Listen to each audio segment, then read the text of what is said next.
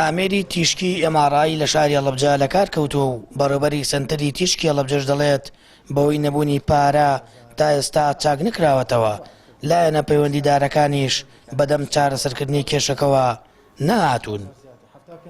ئەوە بۆ 8 مانگ زیاترە ڕوا ئامێر ئێمارایەکە لە کار کەوتووە و چاک نەکراوەتەوە. هیچ لایەنێکی پەیوەندیدار ئاوڕی لێ نەداوینەتەوە و حکومت بەڕاستی کەم تەرخەم و خەمسارد بووە لە چاکردنەوەی ئامێرەکە. هاوڵاتیان بە دەرەجە یەک زەرەرمەندە بن لەم حاڵەتەیە، چونکە هاوڵاتیەکی زۆر پەیوەندی بێمەوە کات هەواڵە پرسێ لە چاکردنی ئامێرەکە. بە ناچاری وەکو پێشتر وتمانە هەرڕوو لە شارەکان و پارێزگاکانی ترەکەن.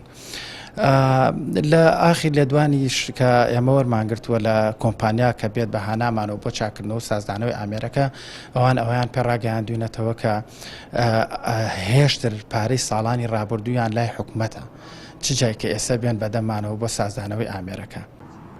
پەیام زانیوێتی بەڕێوەبەراتی تەندروستی هەڵەبجە چەند جارێک بە کتابی فەرمی داوای لە وەزارەتی تەندروستی کردووە ئامێرەکە چاک بکاتەوە.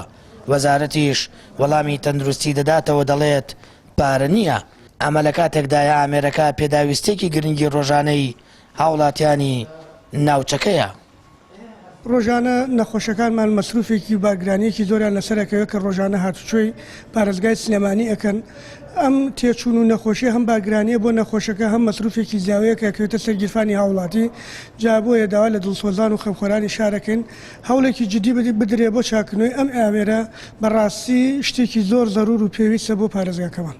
لە ناچاریدا سەنتەری تیشکی هەڵەبجە پەیوەندی بە کۆمپانیای دروستکەری ئامێرەکەەوە کردووە بۆ ئەوەی بە هەر شێوەیەگەیە ئامێرەکەیان بۆ چاک بکەنەوە، بەڵام کۆمپانیاکە پێی ڕاگەیاندون هێشتا پارەیان لای حکوومەت ماوە و ئەوان ئامێرەکە چاک ناکەنەوە.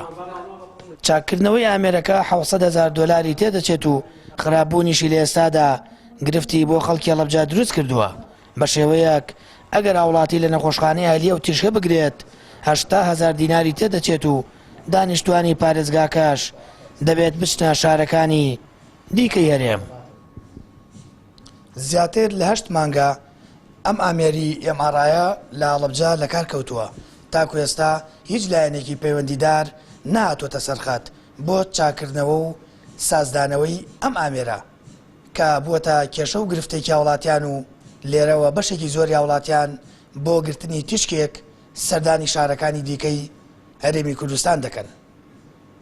سامان فەتاح، کەناڵی ئاسمانی پەیام، هەڵەبجە.